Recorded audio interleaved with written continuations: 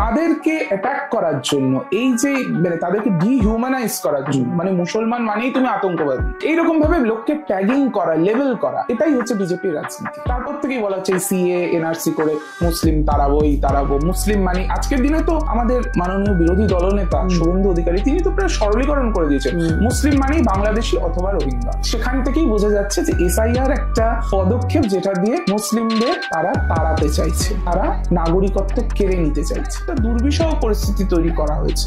এটার জন্য সর্বতভাবে বিজেপি সরকার তারা দায়ী। যেই প্রসেসটার মধ্যে লোক মারা যাচ্ছে, লোক ভয়ে সন্ত্রস্ত, লোকের অন্যান্য কাজ বন্ধ হয়ে গেছে। বিএলও কারা? বিএলও হচ্ছে বিভিন্ন স্কুলের টিচাররা, তাদের স্কুল কলেজ বন্ধ করে তারা এইসব কাজ করছে। বিজেপি যেগুলো বলছে না, border security, voter card, Aadhaar card, passport, এই প্রত্যেকটা কেন্দ্র সরকারের অধীনস্থ। পাসপোর্ট দেয় ministry of external affairs, voter card দেয় election commission of India, Aadhaar card দেয় ইউআইডিএআই। তো সেই জায়গাতে কোনোভাবেই রাজ্য সরকার। থ্যাংক ইউ স্যার আসার জন্য। আর আপনার সাথে আমার অনেকদিন ধরে একটা কনভারসেশন করার ইচ্ছে ছিল। তো বেসিক্যালি আমি আপনার প্রোফাইলটা সোশ্যাল মিডিয়াতে দেখছিলাম যে আপনি টিএমসি একজন one of the spoke person হিসাবে। তো যেহেতু আমি এর আগেও আপনাদের কয়েকজনের সাথে করেছি, তো যেটা চাইছিলাম যে আপনি যদি আসছেন, তো আসার জন্য থ্যাংক ইউ আমাকে ডাকার জন্য। রিতম, আর স্যার বলো না, লেটস কল, মানে ইনফর্মাল থাক ব্যাপারটা, নীলাঞ্জন বলো। Thank you for having me. আমারও খুব ভালো লাগছে। This is my second podcast, তো ওই জন্য আই এম কোয়াইট এক্সাইটেড যে তুমি কি প্রশ্ন করবে আমাকে, তো সেটার জন্য I greatly look forward to it. Sir basically আমার যারা গেস্ট আসে তাদের আমি বিফোর কোশ্চেন্সে যাওয়ার আগে একটু আমি পার্সোনাল করি যে কিভাবে তাদের জার্নিটা স্টার্ট হয়। তো আমার কাছে আপনার সেম প্রশ্নটা থাকবে যে কিভাবে আপনি লাইক পলিটিক্যালে আসলেন, কিভাবে জার্নিটা স্টার্ট হলো, একটু ছোট্ট করে একটু বলেন। রাইট, তো দেখো আমি যখন মোটামুটি ক্লাস 10 পড়ছি তখন মমতা বন্দ্যোপাধ্যায় সরকারে আসেন, এবং তিনি সরকারে আসার আগে তার যে লড়াইটা যেটা ছিল সেটা আমাকে তখন থেকেই খুব ইন্সপায়ার করে। বাট যেহেতু একটা নন পলিটিক্যাল ফ্যামিলি থেকে, তো জাস্ট যেহেতু সেটা একটা খুব টার্নিং পয়েন্ট ছিল বাংলার পলিটিক্সে, সেই সময়টা আমাকে খুব অ্যাট্রাক্ট করেছিল এবং আমি খুব ইন্টারেস্টেড ছিলাম। আমি সবসময় ন্যাশনাল টিভিতে আমি বেশ ডিবেটস দেখতাম, আমি স্কুলে কলেজে আমি ডিবেট করতাম। তো সেই জায়গা থেকে আমার পলিটিক্সটা একটা মানে ন্যাচারাল একটা জায়গা যেখানে আমি আমার ডিবেটিং স্কিলসটা সেখানে আমি ইউটিলাইজ করতে পারি। এবং এট দ্য সেম টাইম আমার মনে হয়েছিল যে এই পলিটিক্সের ব্যাপারে এই যে একটা সিনিসিজম আছে না, যে সবকিছু ঠিক হচ্ছে না, এডুকেটেড ছেলেমেয়েরা আসে না, পলিটিক্স ইজ মানে খারাপ লোকেদের জায়গা, সেই জায়গাটাতে মানে মানে এত পেসিমিস্টিক না হয়ে, এত সিনিক্যাল না হয়ে যদি আমরা প্রত্যেকে একটু কন্ট্রিবিউট করতে পারি সেটাতে, সেটাই আমার উদ্দেশ্য ছিল এবং এখনো আমি সেই জিনিসটাকেই পারসিউ করছি। এবার সেটা অ্যাক্টিভ পলিটিক্সে মানে ঠিক কখন ট্রানজিশন হলো এটা আমার পক্ষেও বলাটা খুব ডিফিকাল্ট, যেহেতু আমার পুরো জার্নিটাই অন সোশ্যাল মিডিয়া ছিল। সোশ্যাল মিডিয়াতে মমতা বন্দ্যোপাধ্যায়ের কাজ সেটাকে তুলে ধরা, এবং আরো খুব মানে যেটা আমাকে খুব অবাক করতো যে তার আগে মানে মমতাদি রাজ্য সরকারে আসার আগে বামফ্রন্ট এখানে ক্ষমতায় ছিল। আমি বোঝার চেষ্টা করতাম বামফ্রন্ট 34 বছর, তারা 7 টার্মস তারা পশ্চিমবঙ্গে তারা রাজত্ব করেছে। তারা, আমি তাদেরকে জিজ্ঞেস করতাম যে মানে হোয়াট আর ইউর কি অ্যাচিভমেন্টস, তোমাদের অ্যাচিভমেন্ট কি কি? আমাদের কেউ কিছু বলতো না, বলতো হয়তো এসছো তো তোমরা ক্ষমতায়, তোমরা কাজ করে দেখাও। তো আমি দেখছি যে আমাদের মমতা বন্দ্যোপাধ্যায় তারপর থেকে কাজ করছেন, তিনি তার কমিটমেন্ট নিয়ে বাংলার কারোর কোনো সন্দেহ নেই, এমনকি বিরোধীদেরও নেই। তো সেই জন্য she has been my natural choice. কিন্তু কমিটমেন্ট নিয়ে যদি না থাকে, কিন্তু আমরা তো অনেক এখন দেখতে পাচ্ছি খবরে কিছু বিরোধী দলরা রয়েছে, কিছু না আমাদের বাংলাতে এখন ধরতে গেলে দুটো বিরোধী দল রয়েছে। তো দুটো বিরোধী দলের মধ্যেই আমরা দেখতে পাচ্ছি যে এই পার্টিটাকে একটু টার্গেট করা বেশি। যেমন আমরা আস্তে আস্তে আসবো, সেটা এসআইআর হোক বা দিল্লিতে সবাই বলে যে বিজেপির কাছে ইডি সিবিআই নাকি আছে টিএমসি কে করার জন্য।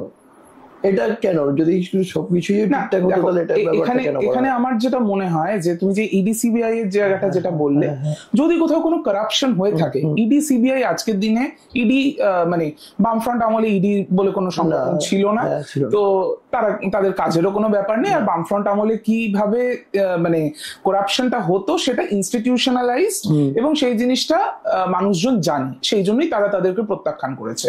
বিষয়টা সেটা না, বিষয়টা হচ্ছে আজকের দিনে তৃণমূল তৃণমূল কংগ্রেসের আমলে কেউ যদি দুর্নীতি করে, কেউ যদি অন্যায় করে, তার সাথে দল কিন্তু একটা আপোষহীন একটা স্ট্যান্ড নিয়েছে, তাদের কেউ কারো পাশে দাঁড়ায়নি। তো যেখানে ভুল ভ্রান্তি হয়েছে, যদি ইডি কাজ করে, যদি সিবিআই কাজ করে, যদি ইনকাম ট্যাক্স কাজ করে, এরা কাজ করতেই পারে, দে আর মানে তারা যদি কারাপশন ধরতে পারে মোস্ট ওয়েলকাম। কিন্তু এদেরকে আজকে ওয়েপনাইজ করেছে বিজেপি সরকার আসার পরে। যেটা ডিফারেন্সটা হয়েছে, ইনকাম ট্যাক্স আগেও ছিল, সিবিআই আগেও ছিল, কিন্তু এখন তো দেখছি আমরা জিনিসটা বাড়ছে অ্যাবসলিউটলি। এবং সেটাকে ওয়েপনাইজ করার যে জায়গাটা, কোনো একটা আজকের দিনে তুমি আমাদের সংবিধান বা আমাদের লিগাল একটা সংস্থা নেই যেটাকে তারা পলিটিসাইজ করেনি, যেটাকে তারা ওয়েপনাইজ করেনি। সেটা ইডি বলো, সিবিআই বলো, এবং খুব আনফর্চুনেটলি হলে একটা পার্ট অফ দ্য জুডিশিয়ারি সেটা পর্যন্ত এর মধ্যে ইনভলভ হয়ে গেছে। তোমরা জানো, আমার নাম নিতে কোনো অসুবিধা নেই, আমাদের তমলুক থেকে বিজেপির সাংসদ জাস্টিস গাঙ্গুলি, তিনি তো একদম ভগবানের রূপ নিয়ে হঠাৎ করে এলেন যে হ্যাঁ মানে কোর্টের মাধ্যমে তিনি একদম বিপ্লব করে দেবেন। তারপর কোর্ট থেকে বেরিয়ে তিনি রাজনীতির ময়দানে চলে এলেন। তার মানে বোঝা যাচ্ছে একজন সিটিং জাজ, সে জাজ থাকাকালীন হি হ্যাজ কন্টেম্পলেটেড যে আমি পলিটিক্সে জাম্প করব। তো এটাই কি মানে is it not enough to say যে জাজেরা বা আমাদের পার্ট অফ দ্য জুডিশিয়ারি তারা পলিটিক্যালি অ্যালাইন্ড হয়ে পড়ছে? এটা একটা অত্যন্ত ডেঞ্জারাস একটা ট্রেন্ড। এছাড়াও তুমি আজকে ইসিআই এর কথা বলো, যদি তুমি নির্বাচন কমিশনের কথা বলো, এই যে এসআইআরটা কি পলিটিক্যালি মোটিভেটেড নয়? আজকের দিনে আমরা এটা নিয়ে নিশ্চয়ই পরবর্তীকালে আলোচনা করব, কিন্তু প্রত্যেকটাই সংস্থা সেগুলোকে পলিটিসাইজ করা, এটা আমার মনে হয়েছে সেই জায়গাতেই as an individual, as an activist, আমার সেখানটায় একটা আমার রোল থাকা উচিত, আমার বক্তব্য থাকা উচিত, যাতে এবং পলিটিক্স এর মানেটাই তো এটা, যাতে তোমার বক্তব্য, তোমার চিন্তা ভাবনা সেটা যাতে জনমতে পরিণত হয়। তো সেটাই আমার মানে আমার নিজস্ব গোল যদি বলো সেটাই। আচ্ছা, এইবার আমরা যেটা আমরা দেখতে পাচ্ছি কিছুদিন ধরে বা কিছু বছর ধরে, যে আমাদের বাংলাতে একটু ধর্ম নিয়ে যে ব্যাপারটা চলছে, একটু আমাদের বাংলাটা একটু টার্গেটেড বেশি। মানে ইন্ডিয়ান মিডিয়াতে হেডলাইন্স তো আছে কি বেঙ্গল কি নেক্সট কাশ্মীর, এটা বলা হচ্ছে। তো এটা নিয়ে আপনার কি মত? মানে এটার থেকে তো আর দুর্ভাগ্যজনক কিছু নয়। দেখো, বেঙ্গলকে তো কাশ্মীর করা পসিবল নয়, যদি আমাদের দার্জিলিংটা অনেক অংশেই কাশ্মীরের মতন তার সৌন্দর্যের দিক থেকে যদি বলি সেটা হতে পারে, কিন্তু মানে যেটা বোঝানোর চেষ্টা হচ্ছে যে কাশ্মীরে যেখানে যে মিলিটেন্সি বা যে টেরোরিজমের একটা মানে উঠে আসছে, সেইটার সাথে বাংলাকে কম্পেয়ার করা হচ্ছে। কেন না, পশ্চিমবঙ্গ ভারতবর্ষের মানে সেকেন্ড মোস্ট মুসলিম পপুলেটেড স্টেট, এইটা যেহেতু কারণ। কাশ্মীর এক নম্বর, কাশ্মীরে হচ্ছে মুসলিম মেজরিটি স্টেট, আর পশ্চিমবঙ্গতে প্রায় 30% আমাদের মুসলিম ভাই বোনেরা আছেন। তাদেরকে অ্যাটাক করার জন্য, এই যে মানে তাদেরকে ডিহিউম্যানাইজ করার জন্য, মানে মুসলমান মানেই তুমি আতঙ্কবাদী, এই যে সরলীকরণ গুলো যেগুলো বিজেপি করতে পেরেছে, তাদের যেই মানে সেই ব্রিটিশ আমল থেকে যে ডিভাইড এন্ড রুলের যে পলিসি, তো বিজেপির যারা পূর্বসূরীরা যারা ছিল তখন, যে তোমরা যদি একটু ইতিহাস ঘেটে দেখো, দেখবে যে তখনও তারা কিন্তু ব্রিটিশদেরই পাচারত। তারা ভারতের যেই মানে স্বাধীনতা সংগ্রাম, সেখানে তাদের কোনো ভূমিকাই নেই। তো আজকের দিনেও তারা কিন্তু ব্রিটিশদের সেই ডিভাইড এন্ড রুল পলিসি সেটাকেই নিয়ে চলছে। জিন্নার যে থিওরি ছিল, টু নেশন থিওরি, দ্বিজাতি তত্ত্ব, সেটাই কিন্তু বিজেপিরও একই বক্তব্য, যে হিন্দু আর মুসলিম আমরা দুটো আলাদা জাতি। কিন্তু তা নয়, আমরা মনে করি আমরা আগে বাঙালি, তারপরে আমরা আমাদের ধর্মীয় বিভিন্ন কিছু থাকতেই পারে, কেউ হিন্দু, বৌদ্ধ, মুসলিম, খ্রিস্টান, যা কিছু থাকতে পারে। এছাড়া আমাদের আরো বিভিন্ন অন্যান্য আদিবাসীরা রয়েছেন। তো সেই জায়গাটাতে যেভাবে কমিউনালাইজ করেছে বিজেপি, সেটাকে বাংলাই একমাত্র কিন্তু রুখে দিয়েছে, এবং সেই জন্যই বিজেপি এই টক্সিক জায়গায় জিনিসটাকে নিয়ে যাচ্ছে।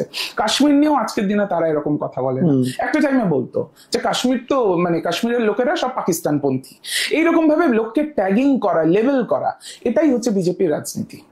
আচ্ছা, কিন্তু আমরা দেখতে পাচ্ছি যে কিছু মানুষজন বাংলাদেশ থেকে বলছে যে, হিন্দু কিছু যারা মানুষরা আছে তারা বলছে যে মুসলিমকে সাপোর্ট বেশি করা হচ্ছে বাংলাতে এটা এটা বলা হচ্ছে কেন?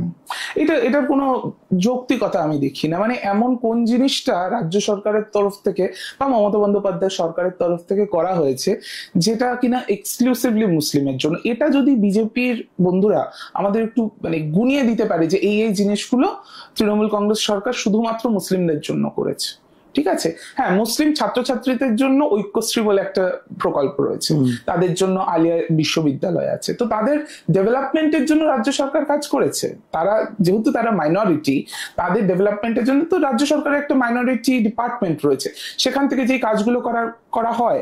আলিয়া ইউনিভার্সিটি একটা মাইনরিটি ডিপার্টমেন্টের একটা ইউনিভার্সিটি। এছাড়া ধরো হজে যাওয়ার জন্য তাদের বেশ কিছু ইনসেন্টিভস দেওয়া হয়, সেগুলো করা হয়। তো সেটা বাদ দিয়ে মানে তাছাড়া এমন কোন জিনিসটা করা হয় যেখানে হিন্দুদেরকে মানে তাদেরকে বাদ দিয়ে কাজ করা হচ্ছে? মানে বিজেপি যেই জিনিসটা করে যে মুসলিমরা বাদ, মুসলিমরা ডিজার্ভই করে না। তুমি ভাবতে পারো বিজেপির আজকে 240টা তাদের সাংসদ লোকসভায়, একজন মুসলমান নেই। তো তার মানে তারা মুসলমানদের ভারতীয় মনেই করে না, ভারতের নাগরিকই মনে করে না। কিন্তু আমরা মনে করি, স্পেশালি মমতাদি মনে করেন যে সমাজের প্রত্যেকটা শ্রেণীর মানুষের তাদের স্থান আছে, তাদের পলিটিক্সে এবং রাজনীতিতে, অ্যাডমিনিস্ট্রেশনে, শিক্ষা জগতে, সব জায়গায় তাদের স্থান থাকা উচিত। কিন্তু এই হিন্দু মুসলিম পলিটিক্যাল যে অ্যাঙ্গেলটা ক্রিয়েট করা হচ্ছে, এটাতে তো মানুষ, যারা সাধারণ মানুষ আছে তাদের প্রতি তো একটা এফেক্ট পড়ছে বেশি। না, একটা এফেক্ট পড়েছে, এবং এফেক্ট পড়েছে বলেই 2019 সালে লোকসভা নির্বাচনে আমাদের তৃণমূল কংগ্রেসের পারফরমেন্স খারাপই হয়েছিল, মানে তুলনামূলক খারাপ হয়েছে। তাতেও আমরা বিজেপির থেকে বেশি সিট পেয়েছিলাম, আমরা 22 পেয়েছিলাম, বিজেপি 18 পেয়েছিল লোকসভায়। তখন মানুষের মনে এই সোশ্যাল মিডিয়ার মাধ্যমে, এবং যেই কারণে আমার পলিটিক্সের পন্থাটা সোশ্যাল মিডিয়া, সেখানে বিজেপি তাদের পয়সা খরচা করে মিডিয়া, সোশ্যাল মিডিয়া কিনে নিয়ে তারা একটা ন্যারেটিভ চালিয়েছিল। এবং দেখো, প্রত্যেকটা মানুষের মধ্যেই কিছু জায়গায় কিছু তো ডিফারেন্সেস রয়ে গেছে, কারণ দেখো আমাদের দেশটা তো ভাগ হয়েছে, আফটারঅল আমাদের তখন তো বেশ কিছু ক্ষত রয়ে গেছে। সেটার উপরে সাকসেসিভ গভর্নমেন্টস, মানে সেটা কেন্দ্রীয় সরকার বলো, রাজ্য সরকার বলো, প্রলেপ লাগিয়েছে। বাংলা কিন্তু ওয়ান অফ দ্য 2 স্টেটস ভারতে যেটা কিন্তু ভাগ হয়েছে। বলা হয় ভারত ভাগ হয়েছে, অ্যাকচুয়ালি ভারত তো ভাগ হয়নি, ভাগ হয়েছে 2টো রাজ্য, বাংলা আর পাঞ্জাব। তো সেখানে বাংলায় যে ভাগটা হয়েছিল, যে পার্টিশন অফ বেঙ্গল হয়েছিল, সেটা কিন্তু বাংলার মানুষের মধ্যে একটা ক্ষত সৃষ্টি করেছিল। কিন্তু তারপরে যখন আবার দেখলো যে 71 সালে মানে বাংলাদেশ যখন স্বাধীন হলো, সেখানে ভারতের যা ভূমিকা ছিল, তারপরে কিন্তু জিনিসটার মধ্যে একটা প্রলেপ পড়েছিল। এবং ইন্দিরা মুজিব প্যাক্টের পরেও অনেক মানুষ ওই দিক থেকে এদিকে এসেছে। তো এপার ওপার বাংলার মধ্যে কিন্তু এক্সচেঞ্জ অফ পপুলেশন হয়েছে, সাকসেসিভ পিরিয়ডসে এটা হয়েছে। তো সেই জায়গাটা অনেকটাই জিনিসটার মধ্যে প্রলেপ লেগে গেছিল। কিন্তু তারপরেও আমরা যেটা দেখতে পাচ্ছি যে মানুষের মনের মধ্যে সুপ্ত কোথাও কোনো ইসলামোফোবিয়া থাকলেও থাকতে পারে, বা যারা আমাদের মুসলিম ভাই বোনেরা, তাদেরও হিন্দুদের প্রতি কোথাও না কোথাও একটা বিদ্বেষ থাকলেও থাকতে পারে। এবার সেইটাকে কি ফ্যান করা একটা পার্টির কাজ? সেটাই বিজেপি করেছে। বিজেপি করেইছে হচ্ছে যে মানুষের সুপ্ত যেই বিদ্বেষটুকু রয়ে গেছিল, সেটাকে বাড়িয়ে বাড়িয়ে দুজনকে আবার ওই যে দ্বিজাতি তত্ত্ব, ওই মানে মুসলিম আলাদা, হিন্দু আলাদা, মানে যেগুলো তারা বলে যে কিছুদিন পরে পশ্চিমবঙ্গ নাকি মুসলিম মেজরিটি হয়ে যাবে, এই যে বক্তব্যগুলো, লাভ জিহাদ, হ্যান ত্যান, যেগুলো তারা বলে, সেগুলোর কোনো মানে কোনো প্রমাণ নেই যে এরকম কিছু হতে চলেছে। এটা কোনো স্ট্যাটিস্টিক্যাল প্রুফ তারা দিতে পারছে না। তারপরেও বলে যাচ্ছে যে হ্যাঁ, ওদের প্রচুর পপুলেশন বৃদ্ধি হয়, এই সব করে তাদের ডিহিউম্যানাইজ করে তাদেরকে এইভাবে একটা দ্বিতীয় শ্রেণীর নাগরিক করার চেষ্টা করছে। তারপর থেকেই বলা হচ্ছে সিএ এনআরসি করে মুসলিম তাড়াবো। মুসলিম মানে আজকের দিনে তো আমাদের মাননীয় বিরোধী দলনেতা শুভেন্দু অধিকারী, তিনি তো প্রায় সরলীকরণ করে দিয়েছেন, মুসলিম মানেই বাংলাদেশি অথবা রোহিঙ্গা। এই যে যেই জায়গাটায় নিয়ে গেছেন, সেই জায়গা থেকে একটা মানুষের মধ্যে একটা ভুল বোঝাবুঝি, নিজেদের মধ্যে একটা বিদ্বেষ হয়তো সৃষ্টি হয়েছে। কিন্তু আমরা তৃণমূল কংগ্রেসের পক্ষ থেকে আমরা চাইবো যে মানুষ এই জিনিসটায় না, এটার দিকে না ভাবুক। এবং তারপরে আমরা দেখেছি 21 সালে এত কিছু করার পরেও কিন্তু তৃণমূল কংগ্রেস আবারও 214টা সিট নিয়ে ক্ষমতায় এসেছে। এবং আমি এবারেও বিশ্বাস করি, এবারেও মানুষ বিজেপির এই যে ন্যারেটিভ, সেই ন্যারেটিভটা তারা চলতে দেবে না। বাংলা সাম্প্রদায়িক সম্প্রীতির মাটি, এবং আমরা সেই জিনিসটাকে অক্ষুণ্ণ রাখবো। আচ্ছা, এইবার আসে এখন যেটা আমাদের বাংলায় চলছে, এসআইআর। অ্যাকচুয়ালি এই এসআইআরটা কেন করা হচ্ছে আর কি জন্য করা হচ্ছে, আপনার কি মতামত? দেখো এসআইআরটা কেন করা হচ্ছে, এটার গভর্নমেন্টের মানে সেন্ট্রাল গভর্নমেন্টের কথা বলছি, তাদের একটা মতামত রয়েছে, ইলেকশন কমিশনের একটা মতামত রয়েছে, এবং সেটাকে কেন্দ্র করে বিজেপি পার্টি, আমাদের বঙ্গ বিজেপি, তাদের একটা মতামত রয়েছে। ঠিক আছে, আমার যেটা মনে হয় যে বিজেপি পার্টি যেটা বক্তব্য রাখছে আমি সেটাকেই অ্যাড্রেস করব। তারা বলছে যে আমরা পশ্চিমবঙ্গে 1.5 কোটি রোহিঙ্গা রয়েছে বা বাংলাদেশি রয়েছে, তাদেরকে বার করব। ঠিক আছে, এই যে বক্তব্য, সেখান থেকেই বোঝা যাচ্ছে যে এসআইআর একটা পদক্ষেপ যেটা দিয়ে মুসলিমদের তারা তাড়াতে চাইছে, তারা নাগরিকত্ব কেড়ে নিতে চাইছে। তুমি যদি একটার পর একটা বিষয়গুলো সাজাও যে এই এসআইআরটা, তারা বলছে এসআইআর আগেও হয়েছে, বলছে যে 2002 সালে নাকি এসআইআর হয়েছে। তখন কি হয়েছিল, বাড়ি বাড়ি একটা করে একটা এনুমারেশন ফর্ম দেওয়া হয়েছিল যে বাড়িতে কে কে মানে আছে, কে কে ভোটার মানে ভোটিং ইয়ে আছে, 18 বছরের ঊর্ধ্বে যে আছে তাদের নামগুলো লেখা হচ্ছিল, head of the family sign করে দেওয়া হচ্ছিল, ফর্ম নিয়ে চলে গেছে। এই দিস ওয়াজ দ্য এসআইআর, এবং সেটাও হয়েছে প্রায় 1.5 বছর ধরে।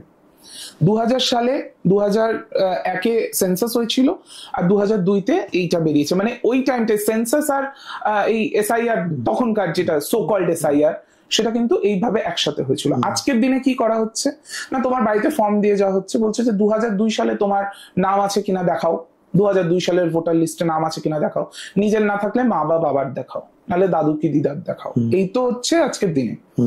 এটা কেন হবে, এটা কেন হবে? মানে আজকে আমি যখন আমার নামটা অলরেডি ভোটার লিস্টে আছে, আমি 2014 সাল থেকে ভোট দিয়ে যাচ্ছি, গত 2024 সালেও আমি ভোট দিয়েছি, তাহলে কেন আমাকে আবার নতুন করে আমার নাগরিকত্ব প্রমাণ করতে হবে?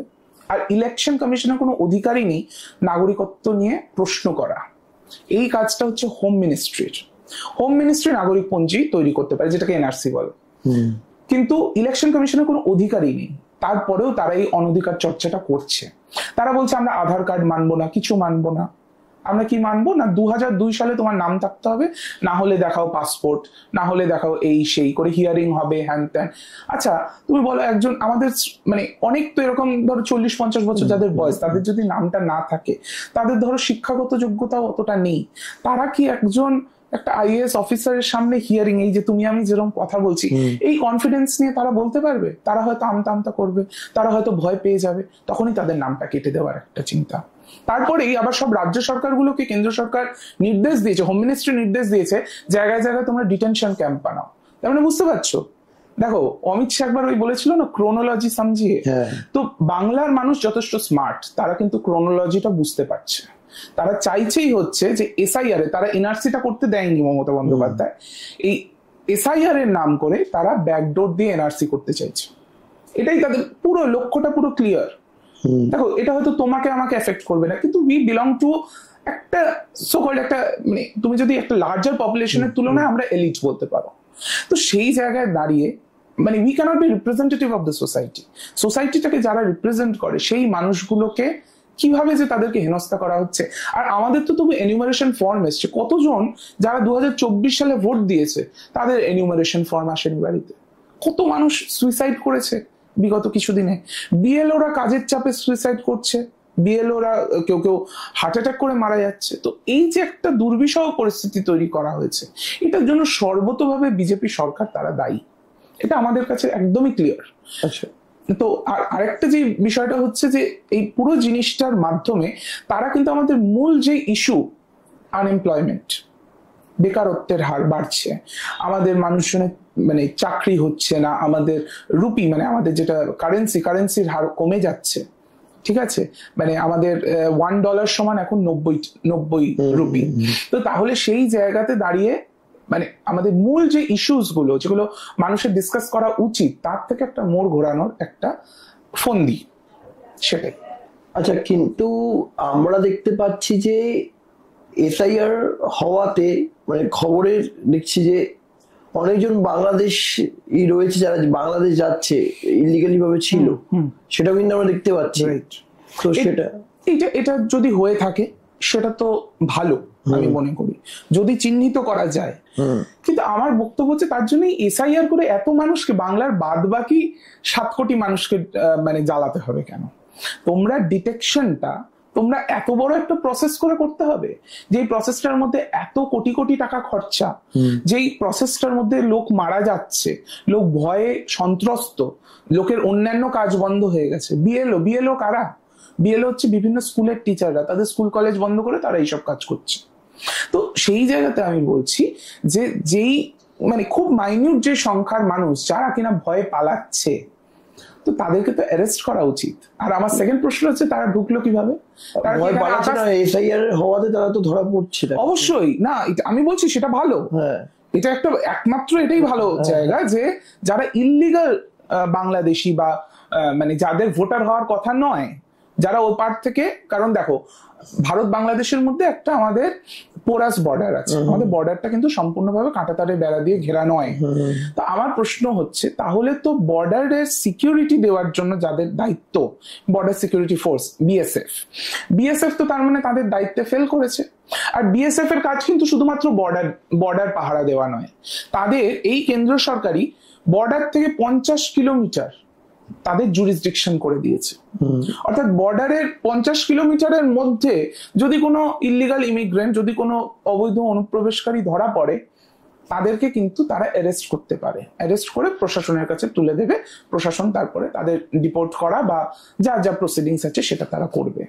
কিন্তু সেগুলো তারা করতে পারলো না, তাদের করতে হলো এরকম ভাবে এসআইআর করে লোকে পালাচ্ছে, 50টা লোক পালাচ্ছে, আর এদিকে তোমার 50টা লোক মানে মরে গেল এসআইআর এর জন্য। 50টা ভারতীয়কে তুমি মানে এই এসআইআর এর প্রক্রিয়ার মধ্যে দিয়ে ঠেলে, এবং কতটা মানে তাড়াহুড়ো তুমি দেখো। জিনিসটা প্রথমে বলেছিল, এখন তো ডেটটা একটু পিছিয়েছে, 11 তারিখ অব্দি করেছে, প্রথমে বলেছিল 4 তারিখ, তো 4 তারিখ লাস্ট ডেট ছিল, একটু পিছিয়েছে। আমার কথা হচ্ছে কেন পেছাতে হলো? তার মানে তোমাদের যথেষ্ট মানে তোমাদের রেডিনেস ছিল না বিষয়টার জন্য, you are not ready for the entire process. একদিন মাত্র ট্রেনিং দেওয়া হয়েছে বিএলওদের, কি অবস্থা, তারা অ্যাপে কাজ করতেই পারছেন। দেখো সবার তো সেই টেকনিক্যাল নো হাউটা নেই। এই জায়গাতে একটা মানে বিভীষিকা তারা তৈরি করেছে পুরো প্রসেসটাকে নিয়ে, কিছু মানে অবৈধ অনুপ্রবেশকারী তাদের ধরার জন্য। আর আমার প্রশ্ন হচ্ছে তারা এলো কি করে, ঢুকলো কি করে?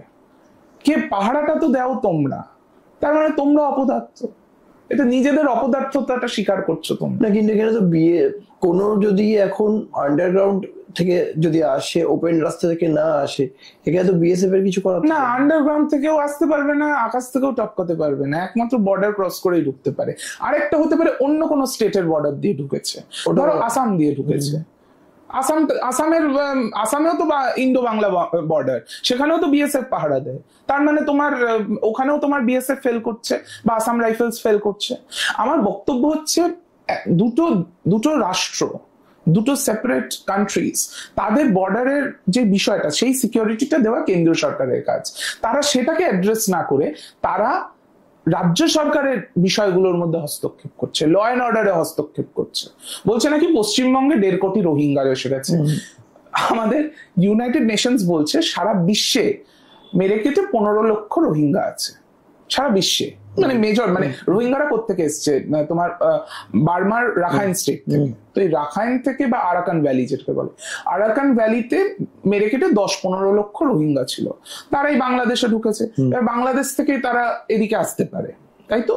তো সেখানে কি করে তুমি, শুভেন্দু অধিকারী আমাদের মাননীয় বিরোধী দলনেতা, তিনি বলছেন যে পশ্চিমবঙ্গে 1.5 কোটি রোহিঙ্গা হয়ে গেছে। তো এই ধরনের ননসেন্সিক্যাল কথাবার্তা বলে তারা মানুষজনের মধ্যে একটা ভয় সঞ্চার করছে।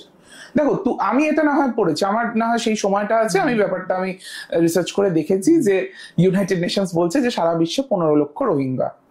কিন্তু যেই মানুষটা জানে না সে তো ভয় পাবে যে এরা কারা, দে আর এলিয়েন্স, তারা কোত্থেকে আসছে, তারা স্টেটলেস কিছু লোক, তারা হয়তো চুরি ছিনতাই করবে, তারা হয়তো আমাদের লাইভলিহুড তারা কেড়ে নেবে, তারা হয়তো খুন খারাপি করবে। মানুষের মধ্যে একটা ভয়, অনেক মানুষ আছে যে রোহিঙ্গা ব্যাপারটা কি সেটাও জানে না। আমিও জানি না অ্যাকচুয়ালি, আমি আজ অব্দি তো দেখিনি। তোমরা যদি, আমি তোমাকে রিকোয়েস্ট করবো যদি তুমি একজন পাও রোহিঙ্গা করে আনতে পারো, একটা পডকাস্ট করতে পারো, বা পডকাস্ট নয়, তুমি যদি কোনো একটা রোহিঙ্গা কলোনিও, মানে এই যে শুভেন্দু অধিকারী বলছে তারা কোথাও না কোথাও তার মানে বাংলায় তো রয়েছে, অস্বীকার করছি না আমি, কিন্তু মিডিয়াতে তাদের কোনো কভারেজ নেই। আমি জানতে চাই তারা কি ভাষায় কথা বলে, তাদের দেখতে কিরকম, সেটা একটু মানুষজনকে জানানো হোক। তারা কি একদম বাঙালিদের মতোই দেখতে, তারা কি আমাদের মধ্যে মিশে আছে, নাকি তারা অন্যরকম দেখতে? আমি যতটুকু জানি তাদের ভাষা সম্পূর্ণ আলাদা। তারা Rohingya is a different language, যেটা কিছুটা মানে ওই বাংলাদেশের চিটাগং এর ভাষার মতন, মানে যেটা আমরা সাধারণ বাঙালি কিন্তু বুঝবো না। তো তাইলে তারাও আমাদের বাংলাটা বুঝবে না। তো সেই জায়গাতে একটা ভাষার একটা ডিফারেন্স থাকবে। তো এই মানুষগুলোকে একটু চিহ্নিত করা দরকার, তারা যদি সত্যি থাকে। আর আমার যেহেতু এই রোহিঙ্গা প্রসঙ্গটা এলো, দিল্লিতে আমাদের হাউজিং মিনিস্টার, তারা দিল্লিতে রোহিঙ্গাদের জন্য বাসভবন তৈরি করে দিয়েছে। তারা রেফিউজি হিসেবে যারা এসেছে ভারতে, দিল্লিতে গিয়ে যারা উঠেছে রোহিঙ্গা, তাদের জন্য বাসভবন তৈরি করে দিয়েছে। সেখানে মানে কয়েক হাজার রোহিঙ্গাকে রাখার জন্য ব্যবস্থা করেছে হাউজিং মিনিস্ট্রি। তো সেখানে তোমরা বাবা, সেখানে তোমরা দেখাচ্ছ যে ভারত কত মানে বাইরের মানুষদেরকে মানে সেখানে তাদেরকে শরণার্থী বানিয়ে দিয়েছে, আর এখানে তাদেরকে অনুপ্রবেশকারী বলছে। তো সেটা তো বিজেপিকে আগে ঠিক করতে হবে যে এই সমস্ত রোহিঙ্গা যারা আছে, আমি চাই পশ্চিমবঙ্গে একজনও রোহিঙ্গা থাকবে না। বা কেউ যদি ভারতের নাগরিক হতে চায়, সে প্রপারলি নাগরিকত্বের জন্য আবেদন করবে কেন্দ্র সরকারের কাছে। কিন্তু অবৈধভাবে ঢুকেছে, তাদেরকে দিল্লিতে একরকম, দিল্লিতে তুমি তাদের জন্য কলোনি বানিয়ে, তাদের জন্য ফ্ল্যাট বাড়ি বানিয়ে বাসস্থান করে দিচ্ছ, আর পশ্চিমবঙ্গে তুমি রোহিঙ্গা চিহ্নিতকরণ করার নামে সমস্ত বাঙালি মুসলিমকে তুমি ব্যতিব্যস্ত করছো। এই জিনিস চলবে না। ওনারা যদি বলে ওটা তো আমরা পারমিশন দিচ্ছি ওখানে থাকার জন্য, কিন্তু তাহলে তুমি এখানে চিহ্নিত করো। আমি তো এটাই বলছি, বিনা পারমিশনে থাকছে। সেটা কি করে ঢুকছে, কোত্থেকে এসছে, এটা কেউ জানে না। এটা শুধুমাত্র এই যে তুমি আমি যেরকম আলোচনা করছি, আমরাও ঠিক ক্লিয়ার নই যে এরা কোত্থেকে এলো। যদি এসে থাকে নিশ্চয় বর্ডার ক্রস করেই আসছে। বর্ডারটা পাহারা দেয় বিএসএফ। বিএসএফ কেন ঢুকতে দিয়েছে? কেন ঢুকতে দিয়েছে? তার মানে টাকা খাইয়ে ঢুকিয়ে, কাউকে কোনো দালাল চক্রের মাধ্যমেই ঢুকেছে। তাহলে কোত্থেকে আর আসবে? তা তো আকাশ থেকে টপকে পড়েনি, ডিম ফেটে কেউ তৈরি হয়নি। পশ্চিমবঙ্গ থেকে তুমি যদি একটু ম্যাপটা দেখো, অনেক দূরে বার্মার রাখাইন স্টেট। তো তাইলে তাকে ঢুকতে হয়েছে প্রথমে বাংলাদেশের চিটাগং। চিটাগং থেকে তাকে পুরো বাংলাদেশটাকে কভার করে হয়তো আসামের বর্ডার দিয়ে বা বাংলার বর্ডার দিয়ে তাকে ঢুকতে হয়েছে। কি করে ঢুকছে? বাংলায় কে আছে যে তারা ঢুকবে, চাইটা কি এখানে আমি জানি না। না, সেটা তো বিকজ তারা স্টেটলেস। দেখো, সেটা যদি বলো তো মানে রোহিঙ্গা যেই জনগোষ্ঠী, তাদেরকে বার্মা যেই তাদের যে রাষ্ট্র, সেখানে তো এখন মিলিটারি শাসন আছে, তারা বার করে দিয়েছে, তাদেরকে স্টেটলেস করে দিয়েছে। যে তাদের বক্তব্য হচ্ছে বার্মা হচ্ছে বুদ্ধিস্ট স্টেট, এখানে ওই রোহিঙ্গা মুসলমান থাকবে না, তোমরা বার্মিস নও, এটা তাদের বক্তব্য। এবার তাহলে এরা কোথায় যাবে? এরা তাহলে স্টেটলেস হয়ে গেছে, রাষ্ট্রহীন একটা জনগোষ্ঠী। তো এদেরকে বাংলাদেশ শরণ দিয়েছিল, বাংলাদেশ এদেরকে শরণার্থী হিসেবে রেখেছে। কিন্তু তারা ভারতে ঢুকবে কেন? ভারত তো তাদের শরণার্থী হিসেবে রাখার কথা নয়। ভারতের সেই জায়গাও নেই। আমরা আজকে বিশ্বের সবচেয়ে বেশি পপুলেটেড রাষ্ট্র, চায়নাকে ছাপিয়ে গেছি আমরা। কি করে এখন তোমার এরকম 10-15 লক্ষ রোহিঙ্গাকে অ্যাবজর্ব করবো? পারবো না সেটা আমরা করতে। আর যদি এখানে কোথাও কোনো কলোনিতে থাকে, আমার তো মনে হয় কেন্দ্রীয় সরকারের উচিত তাদেরকে আবার ডিপোর্ট করে দেওয়া, তাদেরকে চিহ্নিতকরণ করে ডিপোর্ট করে দেওয়া। তার জন্য তিনি বাঙালিদের মধ্যে তিনি খুঁজছেন কেন ভাই? তিনি তোমাকে আমাকে আমার মায়ের সার্টিফিকেট কেন চাইছে, তোমার বাবার সার্টিফিকেট কেন চাইছে? এটাই তো বুঝতে পারছি। কিন্তু এই যে আমিও খবরে দেখছিলাম যে কিছু বাংলাদেশিরা যাচ্ছে, এতে তো বিজেপি অনেক লাভালাভি করছে যে তাদের একটা জায়গা করবে 26-এ। না, যদি বাংলাদেশিরা যদি চলে যায়, কজন বাংলাদেশি গেছে? আমি তোমাদের বলছি না, মানে যে সমস্ত চ্যানেলস যারা এই ব্যাপারটাকে কভার করে, তারা আমি দেখছি যে তারা দেখাচ্ছে যে বেশ কিছু মানুষ পলায়ন করছে। আমার বক্তব্য হচ্ছে তাদের পলায়ন করতেই আমরা দেবো কেন? তার মানে তারা এতদিন এখানে ইল্লিগালি ছিল, তাদেরকে তো সব ধরা উচিত, এগুলোকে ধরে তো জেলে পড়া উচিত। কিন্তু তাদের ভোটটা তো আরে ভোট কি করে দেবে? তার মানে তাদের ভোটার কার্ড ছিল, বোঝো, ভোটার কার্ডটা কে দেয়? ইলেকশন কমিশন দেয়। ব্যাপারটা বুঝতে পারছো? মানে কিভাবে নিজেদের প্রত্যেক স্তরে অপদার্থতাটা, বাইরে থেকে লোক ঢুকেছে, এখানে হয়তো কিছু এটা ওটা করে খাচ্ছিল, তারা হয়তো কারো বাড়িতে কাজ করে বা মাটি কাটে, এই ধরনের কাজকর্ম করে, রাস্তা ঝাঁট দেয়, এই ধরনের কাজকর্ম করছে, বা ধরে নিচ্ছে ভিক্ষা করেই খাচ্ছে এখানে। সেই মানুষগুলো ঢুকেছে, তারা ভোটার হয়ে গেছে। এই পুরো প্রসেসটা এগুলো কারা করে? দেখো, বিজেপি যেগুলো বলছে না, border security, voter card, Aadhaar card, passport, এই প্রত্যেকটা কেন্দ্র সরকারের অধীনস্থ। পাসপোর্ট দেয় ministry of external affairs, voter card দেয় election commission of India, Aadhaar card দেয় UIDAI। তো সেই জায়গাতে কোনোভাবেই রাজ্য সরকারের কোনো ভূমিকা নেই। কিন্তু বিজেপি সরকার এতে তো রাজ্য সরকার অনেক ফায়দা পেয়েছে ভোটে। সেটা তাহলে কি করে জানছে কে কাকে ভোট দিচ্ছে? আমি বলতে পারি এই ভোটগুলো সমস্ত বিজেপিতে গেছে, বিজেপি ঢুকিয়েছে। বিএসএফ তাদের হাতে। কিন্তু বিজেপির তো নাম্বারটাই তো, বিজেপি আর তৃণমূলের নাম্বারটা তো মেল খায় না। না সেটাই তো, কিন্তু বিজেপিও তো ভোট তো পায়, বিজেপিও তো যথেষ্ট ভোট পায়। বিজেপি ধরো 38% ভোট পায়, আমরা 46% ভোট পাই, তাই তো? লাস্ট ইলেকশন অব্দি এরকমই ছিল। তো আমি যদি বলি 38%-র মধ্যে 5% সব বাংলাদেশি আর রোহিঙ্গা, কি করে প্রমাণ করবে যে সেটা নয়? তো ওই জন্য এই কথাগুলো, এগুলো সব ন্যারেটিভ, এগুলো সব জার্গনস, এগুলো সমস্ত হচ্ছে মানে রেটরিক, এটার মধ্যে কোনো সারবত্তা নেই। যদি সত্যি বিজেপি যদি কমিটেড হয় যে বাংলা থেকে বেছে বেছে সমস্ত বাংলাদেশি রোহিঙ্গা অনুপ্রবেশকারী তাদের ভাগাবো, তাহলে তারা সেটা, অনেক প্রসেস আছে, তার জন্য জেনুইন নাগরিকদের ব্যতিব্যস্ত করার প্রয়োজন পড়ে না।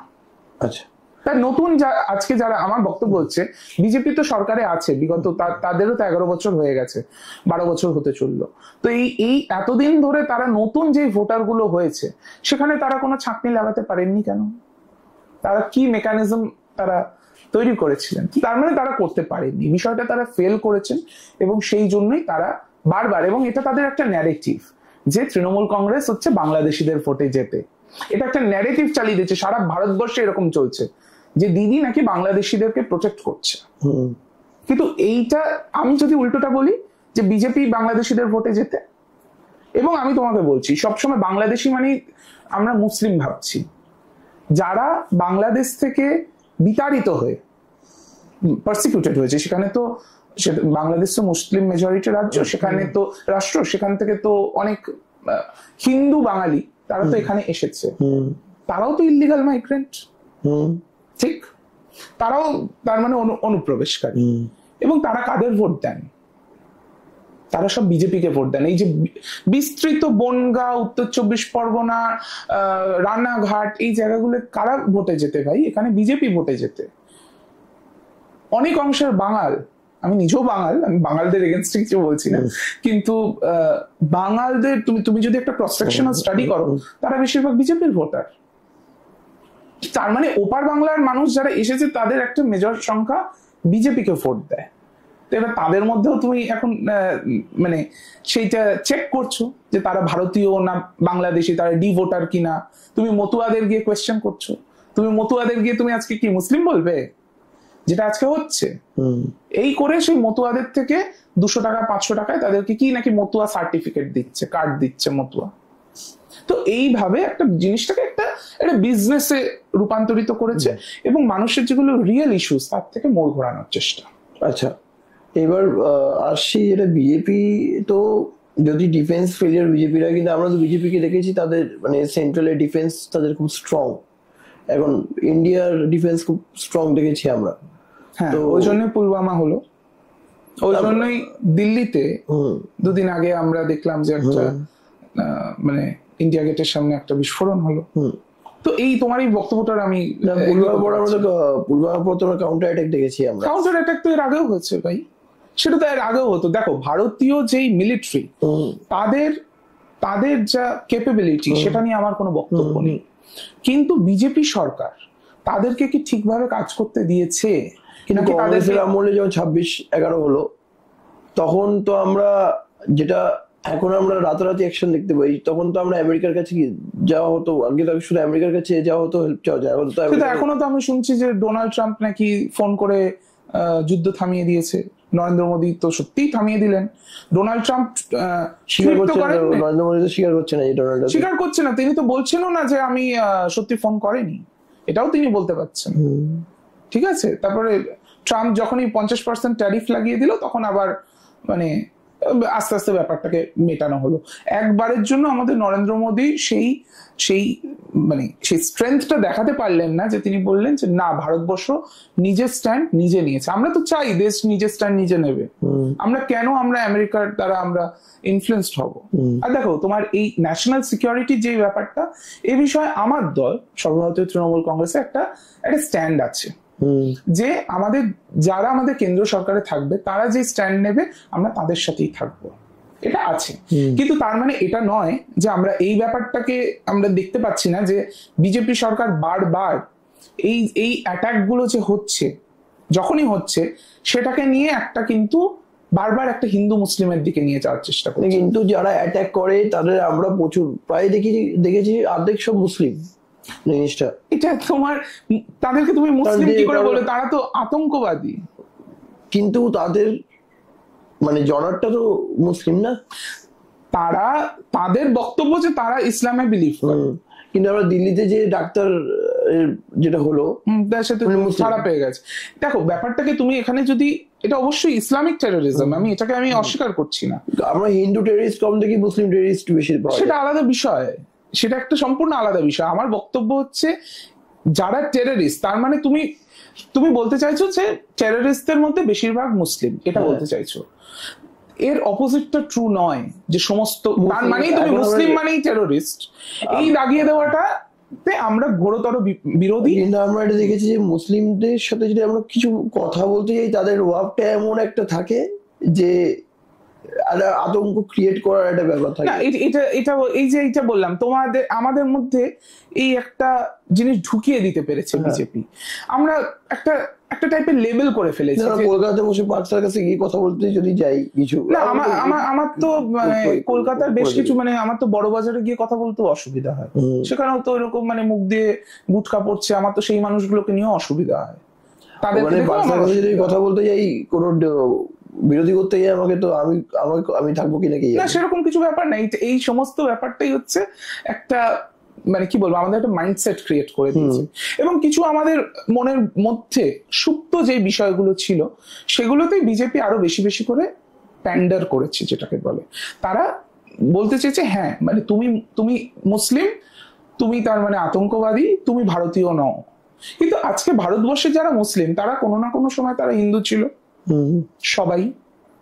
ভারতের মুসলিমরা তো আর আরবিক বা পার্সিয়ান নয়, তারা তো সবাই ভারতীয়। এখানেই হচ্ছে ডিফারেন্সটা। এই ডিফারেন্সটা প্রথম চালু করেছিল হচ্ছে ব্রিটিশ, তারা পাকিস্তান ক্রিয়েট করতে পেরেছে। আজকের দিনে বিজেপি এই একই জিনিসটাকে নিয়ে যাচ্ছে যে ভারতবর্ষে যে সমস্ত মুসলিমরা যারা চুজ করেছিল ভারতে থেকে যেতে, তাদেরকে তোমরা পাকিস্তানি, তোমরা টেররিস্ট, এই জিনিসটা একটা লেবেল করে দেওয়ার চেষ্টা করছে। আমি একবারও বলছি না ওখান থেকে যে টেররিজমটা আসছে, পাকিস্তানে যে টেররিস্টদের পুষছে পাকিস্তান, তারা যে ইসলামিক টেররিস্ট, সেটাকে আমি অস্বীকার করছি। কিন্তু তার মানে এটা নয় যে ভারতবর্ষে যারা ইসলাম ধর্মাবলম্বী তারা টেররিস্ট। তার মানে তারা আমাদের থেকে এতটুকু কম নাগরিক, বা তারা এতটুকু আমাদের থেকে কম দেশপ্রেমিক, এটা আমি বিশ্বাস করতে রাজি নই। কিন্তু দেশপ্রেমিক বলতে আমাদের তো এপিজে আব্দুল কালাম রয়েছেন, ওনার সাথে তো মুসলিমের উনি একজন বলা যায় বড় রিপ্রেজেন্টেটিভ।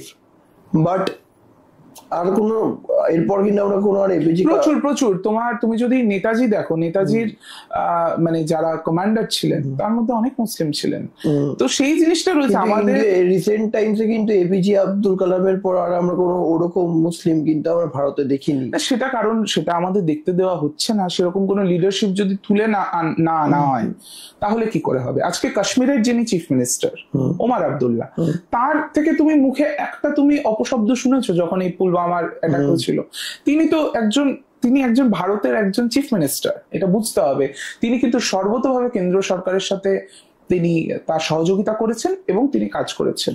এবং প্রচুর এরকম মুসলিমরা আছেন যারা কিন্তু বিভিন্ন সময় ভারতের আমাদের যে গ্রোথ জার্নি, সেখানে তাদের অবদান রেখেছে। এবং শুধুমাত্র আমরা রাজনীতি নিয়ে আলোচনা করলে তো হবে না, আরো বিভিন্ন ফিল্ড আছে।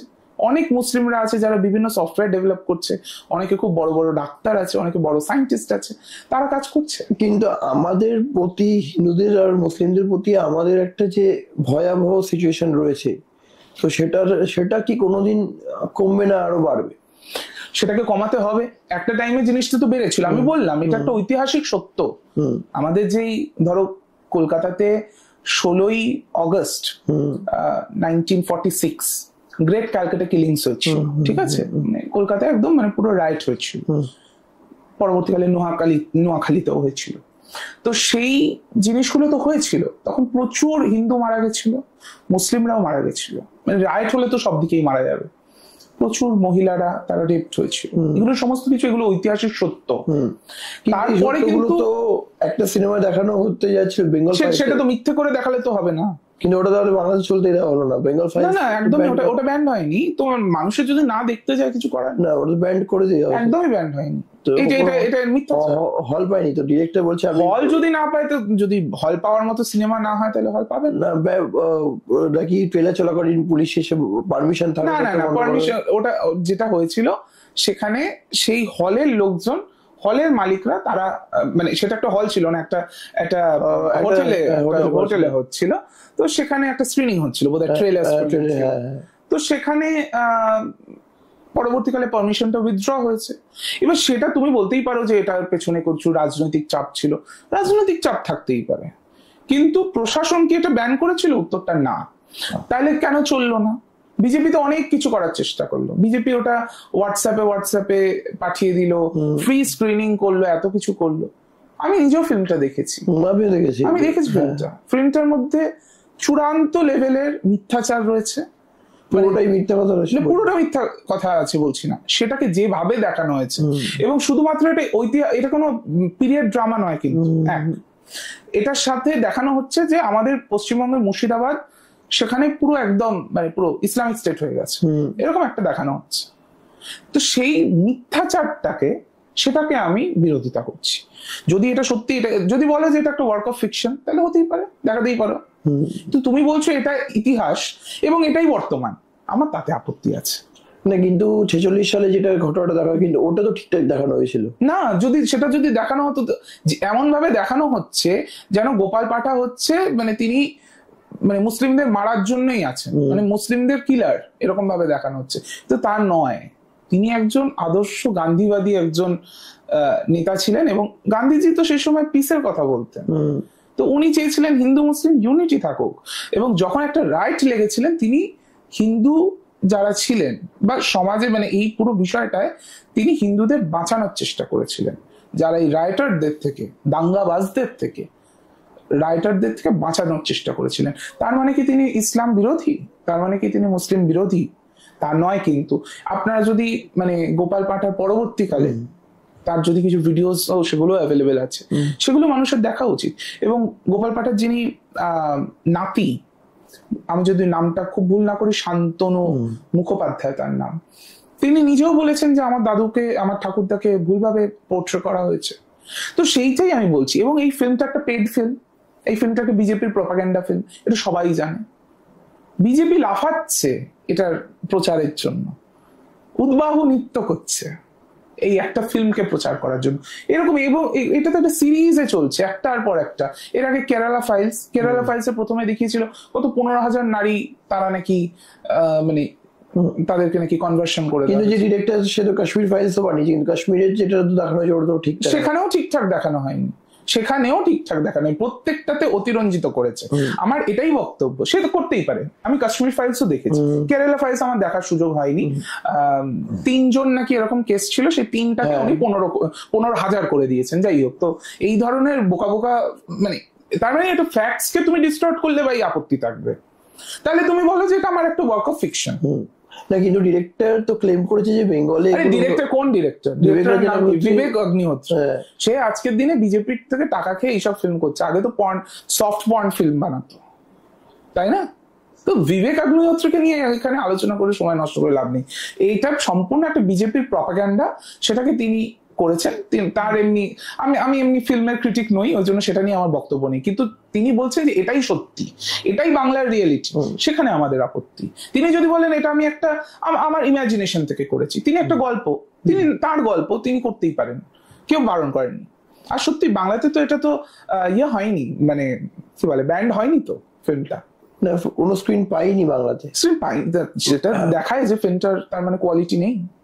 কিন্তু বাইরে অনেক ফিল্মই তো স্ক্রিন পায় না।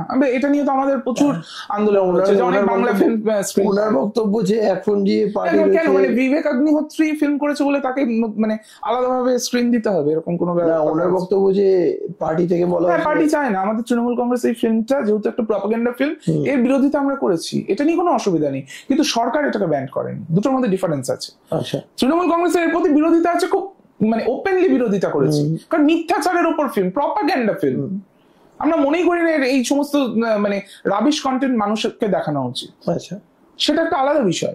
কিন্তু অ্যাট দ্য সেম টাইম আমরা এটা ব্যান করিনি, তার মানে কারোর যদি ইচ্ছা থাকে সে ফিল্মটা দেখতেই পারে। ঠিক যেরকম আমার ইচ্ছা জেগেছিল, এবং আমার শুধু ইচ্ছা জেগেছে তাই নয়, আমাকে এটা দেখতে হয়েছে, কারণ এই যে আমি তোমার সাথে আলোচনাটা করছি, আমাকে এরকম আলোচনা করতে হয়, ডিবেটে যেতে হয়, তো তার জন্য আমাকে মানে অপ্রিয় জিনিস হলেও, ভালো না লাগলেও আমাকে জিনিসটা আমাকে দেখে নিতে হবে যে কি আছে, রিসার্চ পারপাসের জন্য আমাকে দেখতে হবে। তো এরকম, তো আমি দেখেছি মানে কি, আমাকে কি অ্যারেস্ট করা হয়েছে? একটা ফিল্ম যদি ব্যান্ড হয়ে যায় সেইটার কোনো পাবলিকেশন বা স্ক্রিনিং কিছু করা যায় না। একটা বই যদি পাবলিশ হয়ে যায় সেটাকে কেনা বেচা কোনোটা করা যায় না। তো this has not been band, আমি এটাই বলার চেষ্টা করছি। না, বাংলাতে ব্যান্ড করা একদমই না, ওটাই বলছি, বাংলাতে ব্যান করা হয়নি। তৃণমূল কংগ্রেসের এটা রাজনৈতিক, এটার বিরোধিতা ছিল। তার জন্য যদি হল মালিকরা যদি তাদেরকে স্ক্রিন না দিয়ে থাকে, সেটা হল মালিকরা এবং এই ভয়ের কি আছে, তারা দিয়ে দেখাতেই পারতো। তার মানে বিজেপি সেই সংগঠন নেই যে 4টে হল মালিক তাদের সাথে আছে, এটা তাদের রাজনৈতিক মানে বিফলতা আমি বলবো। তাদের সাথে 4টে হল মালিক নেই যেখানে ফিল্মটা স্ক্রিন করা যাবে, কেন নেই? তার মানে তোমাদের সেই সংগঠন নেই। শুভেন্দু অধিকারী বলেছে যে শুভেন্দু অধিকারী দেখাতে পারতো, রাস্তায় দেখাতে পারতো। ও তো বলে আমি তো লিঙ্ক করেছিল, ওই লিঙ্ক দিয়ে যারা দেখেছে। শোনো, আরেকটা এই বিবেক অগ্নিহোত্রী ফিল্ম নিয়ে কথা হচ্ছে বলে বলি, যতগুলো ফিল্ম হচ্ছে সবকটাই তো ফ্লপ ভাই। এটাকে নিয়ে এত আলোচনা করে কি লাভ আছে? একটা ফিল্মও তো চলেছে, তো কোথায় চলেছে, কজন দেখেছে? না, কালেকশন তো করেছে না, মানে it's a box office flop না, বক্স অফিস হিট না, একদমই হিট নয়। তুমি চেক করতে পারো, না রেকর্ডসে তো রয়েছে। না, সেটা তোমার মানে তারা ইউটিউবে তুলেছিল, অনেক কিছু করেছিল, সেটা পরের ব্যাপার। কিন্তু ফিল্মগুলো একটাও, বিবেক অগ্নিহোত্রী যতগুলো ফিল্ম করেছে, অল আর বক্স অফিস ফ্লপ। বিবেক অগ্নিহোত্রী তাহলে আপনি বলতে চান যে? না, আমি তাকে নিয়ে কিছু বলতেই চাই না। আমি বলছি সে একটা বি গ্রেডের ফিল্ম মেকার, তাকে নিয়ে আমি কোনো আলোচনাই করতে চাই না। তিনি বিজেপির টাকা নিয়ে তিনি আজকের দিনে কিছু ফিল্ম বানাচ্ছেন, তিনি বানাতেই পারেন, বাংলায় চলবে না। তো এটাই কিছু জন মানুষের জানাচ্ছে যে এটা তো সিনেমা তো এই বছরে আমাদের ছিল, তো এই বছরের এটা একটা হট টপিক আমাদের ছিল যে কেন। আমি একটা কথা বলে দিই, আমার এটা বলা উচিত কিনা আমি জানি না, আমি কোনো ফিল্মের প্রমোশন করছি না, কিন্তু একটু আগে আমরা যেটা বলছিলাম না, কিছু বাংলাদেশি ওপার থেকে চলে আসছে, এটা নিয়ে খুব রিসেন্টলি একটা ফিল্ম হয়েছে লক্ষ্মীকান্তপুর লোকাল। সেখানে দেখাচ্ছে যে কিভাবে বাংলাদেশ থেকে কিছু মানুষ মানে টাকার জন্য, তারা এখানে এসে সন্ত্রাসবাদী হওয়ার জন্য আসছেনি, সেখানে তারা কর্মসংস্থান পাচ্ছে না, তার জন্য তারা বোটে করে মানে নৌকায় করে নদী পেরিয়ে তারা এপারে চলে এসেছে। এবং ফিল্মটা দেখানো হচ্ছে, আমি ফিল্মটার লাইনটা বলতে চাই না, লাস্টে দেখবেন যে মানে এই জিনিসটাকে করা হচ্ছে যে তাকে ডিপোর্ট করে দেওয়া। তো ওই জন্য এভাবে যদি ওপার থেকে কেউ আসে, প্রথমত এসে যখন গেছে তাকে ওপারে আবার পাঠাতে হবে, আমাকে ডিটেক্ট করে আমাকে ডিপোর্ট করতে হবে। তার মানে এটা নয় যে আমি সকল মানুষকে তাদেরকে একটা SIR বা NRC প্রসেসের মধ্যে দিয়ে আমি নিয়ে গিয়ে তাদেরকে হ্যারাস করব, যে জিনিসটা এখন হচ্ছে। আচ্ছা, আমার একটা খুব বড় প্রশ্ন রয়েছে, ইনফ্যাক্ট কিছু মানুষদের রয়েছে যে আমাদের পুলিশ, কলকাতা পুলিশ যারা অফিসিয়ালস রয়েছে, তাদের থেকে কি আমরা মাঝে সাঝে সাহায্য পাই না? সাধারণ মানুষরা মানে সাহায্য পেতে কি প্রবলেম করে? হ্যাঁ, এটা আমার স্বীকার করতে কোনো অসুবিধা নেই, এবং সেটা কলকাতা পুলিশ বা পশ্চিমবঙ্গ পুলিশ বলে না, সেটা যে কোনো সরকারি কর্মচারী একটু দেখি বেশি। এটা ভুল ধারণা। আমাদের কলকাতা পুলিশকে একটা সময় স্কটল্যান্ড ইয়ার্ডের সাথে তুলনা করা হতো, তারা এতটাই এফিশিয়েন্ট, ঠিক আছে, এবং তারা মানুষকে কতটা সার্ভিস দেয় সেটা আমরা দুর্গাপুজোর সময় দেখতে পারি। যে এইরকম মানে যে রাস্তাগুলো মানে সারা বছর যেখানে ট্রাফিক, ঠিক আছে, সেইখানে মাঝখানে রাস্তার মাঝখানে মা দুর্গার পুজো হচ্ছে, আরতি হচ্ছে, তার মাঝখানেও কিন্তু ট্রাফিক কিন্তু কন্ট্রোল থাকে, এত মানুষ। তাদের কাছে আমরা যদি কোনো সাহায্য, আমি তো অনেকের থেকেই সাহায্য পেয়েছি। এই জিনিসগুলো ইন্ডিভিজুয়াল স্তরে, এটা শুধু পুলিশ বলে না, এটা আমি বলতে চাইছি যে কোনো সরকারি কর্মচারী যে কোনো রাজ্যে যে কোনো জায়গায়, এবং রাজ্যও না, এটা আমি এটা একটা বৈশ্বিক ফেনোমেনা যে যারা সরকারি কর্মচারী হয় তাদের একটা সেকশন মানে তারা হয়তো একটু মেদ জমে যায়, তারা মনে করে আমার তো একটা জব সিকিউরিটি আছে, আমি মানুষের সাথে যে কোনো রকমের ব্যবহার করতেই পারি। তো সেই জিনিসটা একটা সমস্যা রয়েছে, এটা এটা একটা বৈশ্বিক সমস্যা। এটাকে আমি শুধুমাত্র কলকাতার সমস্যা বা বাংলার সমস্যা বলে মনে করি না, বাট এরকম যারা আছেন তাদের এগেনস্টে আজকের দিনে কমপ্লেন করার যথেষ্ট সুযোগও রয়েছে। আজকের দিনে অনলাইনে সেই কমপ্লেন ফাইল করা যায়। যদি আপনি কোনো পুলিশের দ্বারা যদি হ্যারাসড হন, তো তাইলে আপনি একদম সরাসরি পুলিশ ডিপার্টমেন্টে জানাতে পারবেন। আচ্ছা, কিন্তু এই ফেলিওরটা তো আমরা কলকাতা রিসেন্ট টাইমসে বহু দেখেছি যে আমার পুলিশ ফেলিয়ার হয়েছে, প্রচুর কেস আমরা এখন উঠে আসছে জিনিসটা, যদি আমরা আরজি করকে হাইলাইট করি না কেন। না, সেটা তো ফেলিয়ার যেখানে হচ্ছে, কোথাও একটা ইন্টেলিজেন্স ফেলিয়ার বলো বা যে কোনো সিকিউরিটি ল্যাপস বলো, সেটা যখন হয় তখনই তো একটা জিনিস আলোচনায় আসে, কিন্তু সেটা একটা কেস। এইটা এমন একটা কেস না, আমি তোমায় বলছি, আমি যেটা বলতে চাইছি, ধরো সেই মাসটা আমি যদি ধরে নিচ্ছি 2024 সালের অগস্ট, সেখানে আরজি করের ইনসিডেন্টটা, অর্থাৎ ডক্টর তিলোত্তমার মৃত্যুর ব্যাপারটা, সেটা সবচেয়ে বড় একটা কেস ছিল। কিন্তু বাদ বাকি সময় মানুষ যে সিকিউর আছে, সেটার জন্য আমরা থ্যাঙ্কফুল হব না পুলিশের কাছে? না, সেটা বাদে আমরা যদি রিসেন্ট আবার শ্যামবাজারের কেসটাও আপনি শুনবেন, ওটাতেও তো সেম। আমি ওটাই বলছি যে যেই কেসগুলো আমাদের সামনে আসছে, এমন তো অনেক কেস আমরা জানতেও তো পারি না যেগুলো হচ্ছে, যেগুলো জানতে পারি সেটা হচ্ছে। আমি বলছি যে হোয়াট ইজ দ্য পার্সেন্টেজ। ধরো আমি একটু আগে যে পুলওয়ামার কথাটা বললাম, আমি যখনই বলছি পুলওয়ামাতে মানে টেররিস্ট অ্যাটাক হয়েছে, তো তার মানে সেখানে একটা আর্মি ইন্টেলিজেন্সের একটা ফেলিয়ার তো রয়েছে, আছে। তার মানে কি আর্মি কি অকর্মণ্য? এটা মানে এটা নয়। এরকম 100টা কেস, 100টা জায়গায় এরকম মানে বারুদ টারুদ নিয়ে পাওয়া গেছে এরকম গাড়ি টাড়ি, সেগুলো তারা উদ্ধার করে, সেগুলোর জন্য আমরা তাদের স্যালুট করবো না? তো পুলিশও তো একই রকম ভাবে অন্য সময় আমাদেরকে পাহারা দিচ্ছে, অন্য সময় আমাদের প্রচুর জায়গা থেকে কিন্তু অনেক এরকম অ্যান্টি সোশ্যালস, ক্রিমিনালস, তাদেরকে কিন্তু ইন্টারসেপ্ট করা হচ্ছে, তাদের থেকে বন্দুক, গুলি, বারুদ এগুলো পাওয়া যাচ্ছে। সেগুলো তুমি যদি পুলিশের পেজে যাও তুমি দেখতে পাবে যে পুলিশ সেই জিনিসগুলো কিন্তু করে। তো সেই জায়গা থেকে আমার মনে হয় যে কিছু দুর্ভাগ্যজনক কিছু ঘটনা ঘটেছে, সেই ক্ষেত্রে আমাদের দেখতে হবে যে পুলিশ তারপরে কি অ্যাকশনটা নিল, অ্যাকশনটা ঠিক নিচ্ছে।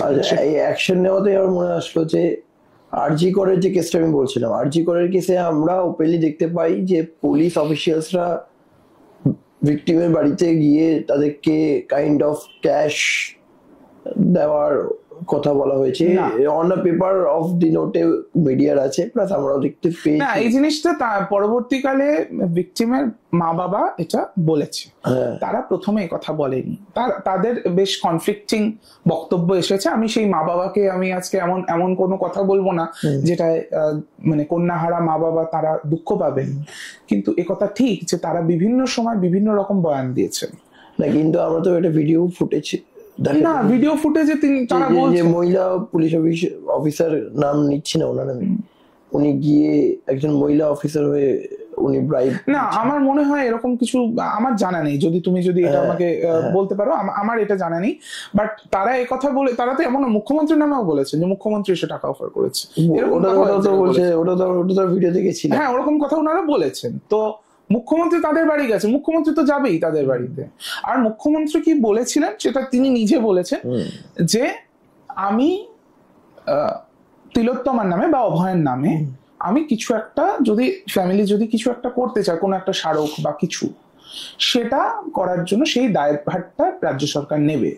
আর তোমরা জানো যে রাজ্য সরকারের একটা মানে রাজ্য সরকার না, মানে এরকম আইনেই রয়েছে যেখানে এরকম ভাবে কেউ যদি তোমার রেপড হয়ে মার্ডার্ড হন, তাদের ফ্যামিলিকে একটা কম্পেনসেশন দেওয়ার জন্য একটা নালসা একটা কিন্তু প্রভিশন আছে যে 10 লাখ টাকা অব্দি কম্পেনসেশন ফ্যামিলিকে দিতে হবে। সেই টাকাটা কেন দেওয়া হয়? প্রাইমারিলি যদি সেই ভিকটিম সে যদি অসুস্থ হয় তার চিকিৎসার জন্য, এবং লিগাল ফাইটটা করার জন্য যে খরচাটা হয় সেটার জন্য। তো তার জন্য নালসা অ্যাক্টে এটা প্রভিশন আছে যে রাজ্য সরকারকে দিতে হবে 10 লক্ষ টাকা। এবার এটা দিতে চাওয়াটার মধ্যে কোনো অন্যায়ের কিছু নেই। আচ্ছা, এটাকে ঘুষ বলে বা একজন রেপড হয়েছেন তার দর বলে যারা আখ্যায়িত করেছিল, তাদের আজকের দিনে একটু লজ্জা হওয়া উচিত। 1 বছর পরে আলোচনা করছি, তাদের একটু লজ্জা। কিন্তু এটা কি রাজ্য সরকারের ফেলিয়ার আরজি করতে বলা যায়? অবশ্যই, অবশ্যই ফেলিয়ার। রাজ্য পুলিশ রাজ্য সরকারের ফেলিয়ার, একটা রাজ্যের একটা ইনস্টিটিউশন, মানে যেটা পুরো বিশ্বকে দাঁড়িয়ে দিয়েছে ব্যাপারটা। সেইটা তো একটা পলিটিক্যাল অনেক গেম আছে, সেটা তো একটা আলাদা আলোচনা। কিন্তু আমি এতটুকু নিশ্চয়ই স্বীকার করব যে বিষয়টা এটা ফেলিয়ার হয়েছে বলে তো একটা মানে একটা হসপিটাল, একটা গভর্নমেন্ট হসপিটাল, একটা মেডিকেল কলেজ, সেই ক্যাম্পাসের মধ্যে রাতের বেলা একজন সিভিক ভলেন্টিয়ার মদ্যপ অবস্থায় গিয়ে একজন ডাক্তারি ছাত্রীকে এরকম একটা, ওনাকে তো শুধু রিপোর্টে করা হয়েছে, আরো তো লোক রয়েছে। এইগুলো তো সব তো মানে এরকম তো ফেক নিউজের বন্যা বয়ে গেছিল। আর আজকে এই যে তুমি আমার সাথে কথা বলছো, নীলাঞ্জন দাস অনেকটাই কিন্তু এই মিডিয়ার চোখে এসেছে এই সময় এই মিথ্যাচারগুলোকে বাস্ট করার জন্য, ফেক নিউজ বাস্টিং এর জন্য। এটা কোথায় প্রমাণিত আছে, প্রমাণ হয়েছে? আরো অনেক লোক, ফরেনসিকে তো কিচ্ছু আসেনি। ফরেনসিকে তোমার রাজ্য পুলিশ যতটা অব্দি মানে কি বলবো কেসটাকে ইনভেস্টিগেট করেছিল, তারপরে সিবিআই এর হাতে যাওয়ার পরে তো কিছুই নেই। সিবিআই হাতে নেই কেন? সে সিবিআই লাস্টে অব্দি কোর্টকে যেটা দিয়েছে, সিবিআই বলেছে যে হ্যাঁ মানে একজন রেপড হয়েছে, একজনই রেপিস্ট, মানে একজন রেপড হয়েছে, রেপিস্টও একজন। এবং সেখানে রাজ্য পুলিশ যেটা মানে তদন্ত করেছে, যে ইনভেস্টিগেশন করেছে, সেটাকে আপহোল্ড করেছে কোর্টে। এবং তারপরেও কোর্ট তো তাকে তো মৃত্যুদণ্ড দেয়নি। তো বিষয়টা এই জায়গাতেই আছে। তো এখানে এর মধ্যে অনেক কিছু বলা হয়েছে, তোমার মনে থাকবে একজন ডাক্তার বলেছিলেন কি 150 গ্রাম সিমেন্ট পাওয়া গেছে, 150 মিলিগ্রাম সিমেন্ট পাওয়া গেছে। এই সময় বিভিন্ন রকমের কথাবার্তা আমরা শুনেছিলাম, সেই প্রত্যেক কটা ফেক নিউজ। এক জায়গায় একবার শুনেছিলাম যে নাকি যেই ঘরটা ক্রাইম সিনটা নাকি ভেঙে দেওয়া হয়েছে। হ্যাঁ, আমরা তো মিডিয়ার ইস্যুও দেখেছিলাম, ভিডিও ফুটেজেও দেখেছি যে ওই যেখানে ভিকটিম না, তার থেকে 20 মিটার দূরে একটি অন্য রুম ছিল, স্লিপ স্টাডি রুম, ঠিক আছে? সেই রুমটাকে রেনোভেশন করে সেটাকে একটা মেয়েদের রেস্ট রুম করার, না ওটা ভাঙচুর তো বাড়াবাড়ি হচ্ছে। ভাঙচুর তো হয়েছে, সেটা অন্য। ধরো তোমার সাথে আমি এই ফ্ল্যাটে আমি আলোচনা করছি, পাশের ফ্ল্যাটটা যদি তোমার কিছু রেনোভেশন হয়, তার সাথে এই ক্রাইম সিনটার কি ইয়ে আছে, কি কানেকশন আছে? এইভাবে মিথ্যাচার করা হয়। এটা নাকি টিএমসি নাকি করিয়েছে জিনিসটা ফুল প্ল্যান। আমাদের সেই সময় পুরো জিনিসটা সিল ছিল, ক্রাইম সিন সবসময় সিল থাকে। এবং যদি সেটাই হতো তাহলে তো পরবর্তীকালে সিবিআইও বলতো যে ক্রাইম সিন ভিশিয়েটেড হয়েছে। সেরকম কিছু হয়নি। পুরো জিনিসটা মানে প্রথমে মেয়েটির ভিকটিমের অটপসি হয়েছে, পোস্টমর্টম হয়েছে, সমস্ত হয়েছে, সেগুলো সব ভিডিওগ্রাফট আছে। সেই সমস্ত তথ্য সিবিআই কে দেওয়া হয়েছে। তো এই জন্য এই যে বক্তব্যগুলো ট্যাম্পারিং হয়েছে, এই হয়েছে, পুলিশ কমিশনার ট্রান্সফার হলো কেন? পুলিশ সেটা তো এই মানে ছাত্রদের আন্দোলনের জন্য হওয়ার কোনো কারণই ছিল না। আমি একদমই মনে করি যে আগের যিনি সিপি ছিলেন, আগের যিনি নগরপাল ছিলেন, তিনি যেভাবে তদন্তটা যত অব্দি করেছিলেন তিনি একদম সঠিক করেছেন, সেটাই প্রমাণিত হয়েছে লাস্টে কোর্টে। আর নতুন কোনো তদন্ত থেকে কিছু উঠে আসেনি যেটা দিয়ে প্রমাণিত হয় যে তিনি বা তার পুলিশ ফোর্স এমন কিছু করেছেন যেটার জন্য তারা দায়ী, যেটার জন্য তারা দোষী। কিন্তু আমরা মানে একটা ভিডিও ফুটেজে আমরা দেখেছি যে পুলিশ অফিসিয়ালস এর সাথেও কিছু মানুষ এভিডেন্স এর জায়গায় রয়েছে। হ্যাঁ, সেখানে ফরেনসিক এক্সপার্ট ছিল, সেখানে ফিঙ্গারপ্রিন্টস এক্সপার্ট আছে, সেখানে অনেকে আছে যারা এনারা বাদে। হ্যাঁ, না তারা বাদে না, তারাই ছিল। এবং সেই জিনিসটা আমাদের ডিসি সেন্ট্রাল, মোস্ট প্রবাবলি এখনো তিনি ডিসি সেন্ট্রাল আছেন, সেই ম্যাডাম মানে সেই পুলিশ অফিসার, মহিলা পুলিশ, তিনি কিন্তু এটা প্রেস কনফারেন্স করে পুরো চিহ্নিত করে দেখিয়েছেন যে সেই ছবিতে যাদের যাদের দেখা যাচ্ছে কে সাইকোলজিস্ট আছেন, কে ওখানে ফিঙ্গারপ্রিন্ট এক্সপার্ট আছেন, পুরো জিনিসটা তিনি কিন্তু দেখিয়েছিলেন। কে পুলিশের লোক আছেন, কে ভিডিওগ্রাফার রয়েছেন, সমস্ত জিনিসটা কিন্তু ইট ওয়াজ অল অন রেকর্ড। তো এই জিনিসগুলো, এগুলো প্রচুর মিথ্যাচার হয়েছে, 6 মাস ধরে মিথ্যাচার হয়েছে। 6 মাস ধরে একটা তো পুরো সংগঠন নেমে গেল, একটা জুনিয়র ডক্টরদের একটা সংগঠন তৈরি হয়ে গেল, তারা আবার কোটি কোটি টাকা তুললেন, নিয়ে তারা অনশন করছেন। ওদিকে সন্ধ্যেবেলা আবার মানে বিভিন্ন কিছু, মানে বিকেলবেলা স্ন্যাক্স ট্যাক্সও আসছে। তো সেই জিনিসগুলো আমরা দেখেছি। প্রায় 3.5 কোটি টাকা, 4 কোটি টাকা উঠেছে, ঠিক আছে, আন্দোলন করার জন্য টাকা উঠেছে। সেগুলো নিয়ে আজকের দিনেও আর কোনো আলোচনা হয় না, কিন্তু তারাও আর কোনো মানে আমাদের দেখাননি যে সেই টাকা তারা কিভাবে খরচা করছেন। তো এইবার আমি আসছি আপনার একটু এরিয়ার দিকে, শ্রীরামপুর সাইডে, বিকজ আপনি শ্রীরামপুর থেকে বিলং করেন। তো শ্রীরামপুরের আমরা তো রিসেন্ট দেখেছি অনেক কিছু ডেভেলপমেন্টস প্রজেক্টস ক্রিয়েট হচ্ছে গঙ্গার ওই সাইডে, অ্যান্ড জিনিসটা খুব ভালো দিকে যাচ্ছে। প্লাস বাট কিছু তো লুফলসও একটা জায়গা থাকে, তো সেই দিকটা কিভাবে আপনি আরো ডেভেলপমেন্ট করার কথা ভাবছেন একটু যদি আপনি বলেন। দেখুন, শ্রীরামপুরে আমাদের মাননীয় সাংসদ শ্রী কল্যাণ ব্যানার্জি আছেন, তার নেতৃত্বে তিনি 2009 থেকে তিনি সাংসদ, আবার 2009 থেকেই আমাদের বিধায়কও আছেন ডক্টর সুদীপ্ত রায়। তো তাদের নেতৃত্বে আমরা দেখেছি যে একটা মানে অনেকটাই ডেভেলপ হয়েছে শহর। আমি তখন অবশ্য ছোট ছিলাম, আমি দেখেছি তখন যেই অবস্থায় শহর ছিল তার থেকে আজকের দিনে রাস্তাঘাট, পার্ক, গঙ্গার সাইডটা যে সৌন্দর্যায়ন, সেই সমস্ত কিছুই হয়েছে। একই সাথে শ্রীরামপুর একটা অত্যন্ত মানে একটা হেরিটেজ টাউন, সেই আমাদের টাউনের হেরিটেজটাকে তুলে ধরার জন্য বিভিন্ন কিছু করা হচ্ছে।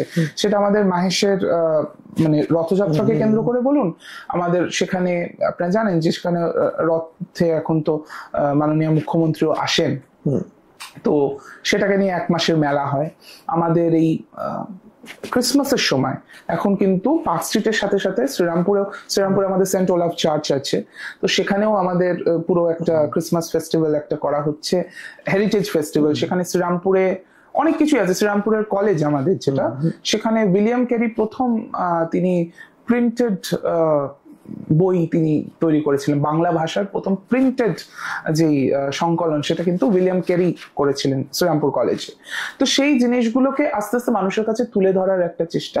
আর এছাড়া যেটা রেগুলার যে সিভিক সার্ভিস, সেখানে আমি মনে করি এখন অনেকটাই ল্যাকিউনা আছে, সেগুলো একটু দেখা উচিত, যে মানে শহরের ওভারঅল একটা সৌন্দর্যায়ন যেন সবসময় মেনটেন্ড হয়। আসলে পুরনো শহর হলে যেটা হয় খুব ঘিঞ্জি, ভেতরের যে রাস্তাঘাট গুলো সেগুলো একটুখানি ঠিকঠাক করার প্রয়োজন আছে। আমাদের শ্রীরামপুরে একটা দীর্ঘদিনের দাবি আছে যে স্টেশনে একটা যদি ইয়ে করা হয়, কি বলে, ওভারব্রিজ করা হয়, সেরকম কিছু দাবি আছে। আমাদের মাননীয় সাংসদও এটা খুব রেজ করলেন যে যদি আমাদের মেট্রো লাইনটা, কারণ মমতা বন্দ্যোপাধ্যায় কিন্তু এটা তার ভিশন 2020-তে তিনি যখন রেলওয়ে মিনিস্টার ছিলেন, তার এটা ছিল যে পরবর্তীকালে শেওড়াফুলি অবধি মেট্রোটা যাবে, হাওড়া থেকে শেওড়াফুলি অবধি মেট্রোটা যাবে। এটা কিন্তু দরকার। আমাদের লোকাল লাইনের সাথে প্রচুর যে সাবারবান যে পপুলেশন এভরিডে, মানে আমরা অলমোস্ট মানে পার্ট অফ দ্য কলকাতা হয়ে যাচ্ছি, ঠিক আছে।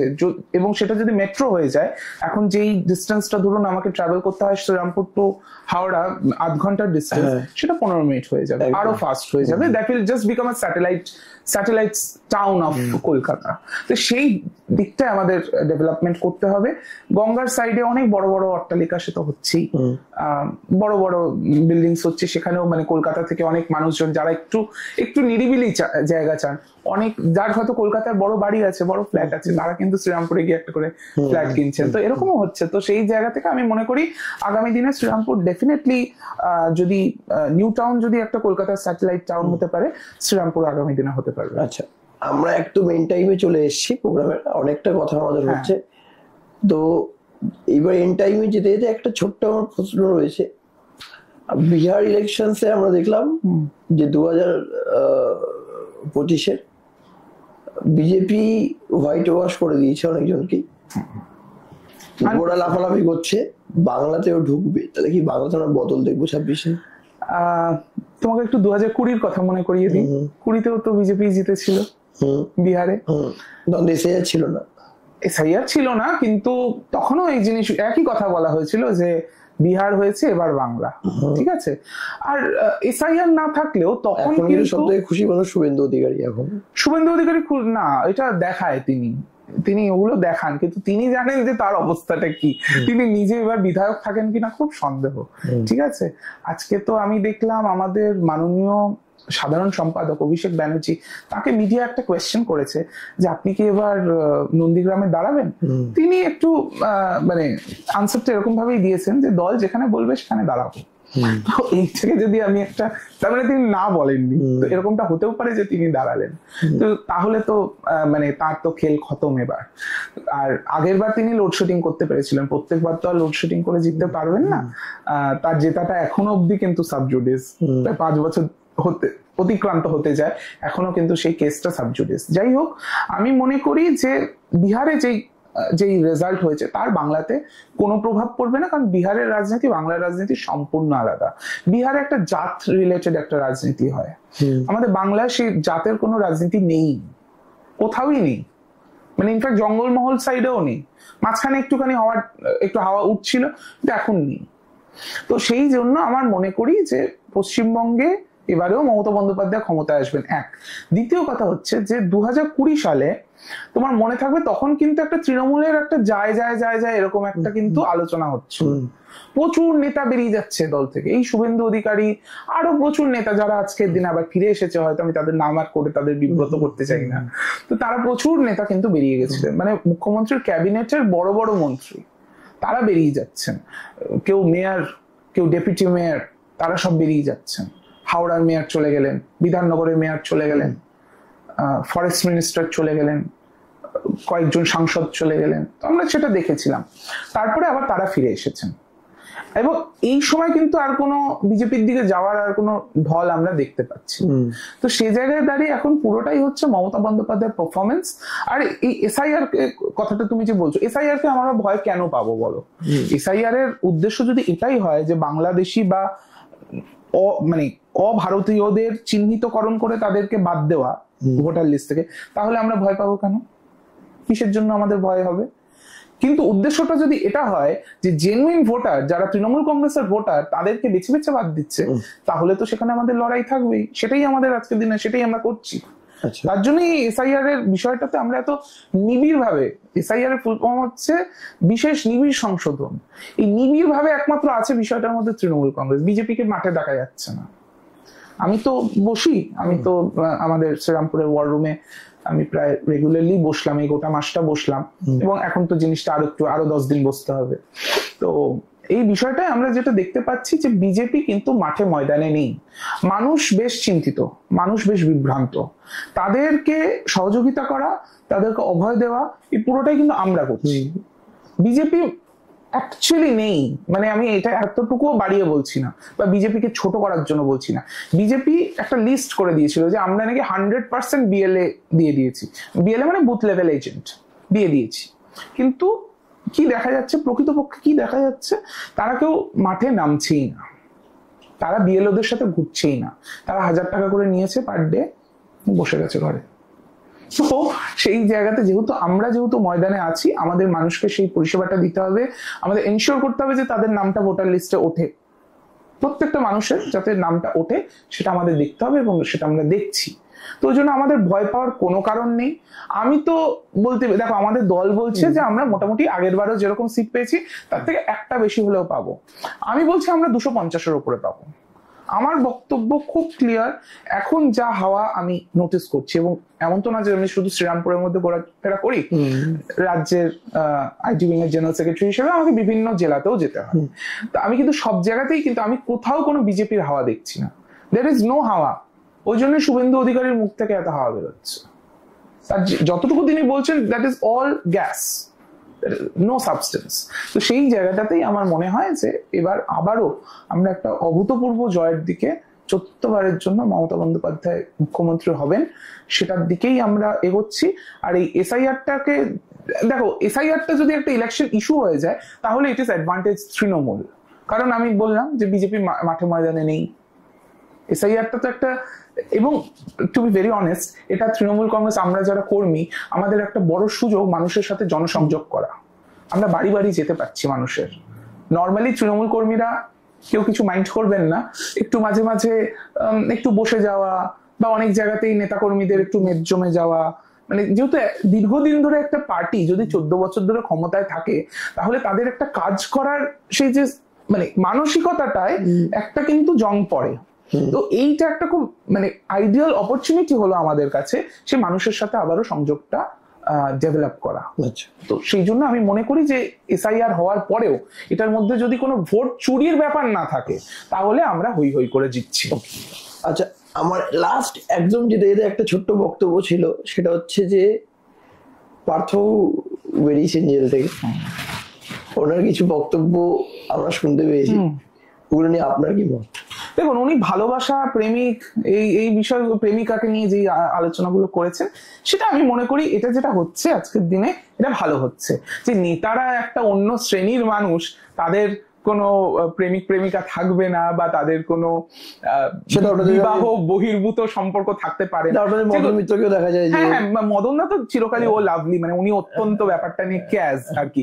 তো এই জিনিসটা যেটা দেখা যাচ্ছে, তৃণমূল যে একটা লিবারেল পার্টি হয়ে উঠেছে, এটাকে আমি একটা পজিটিভ ভাবে নিচ্ছি।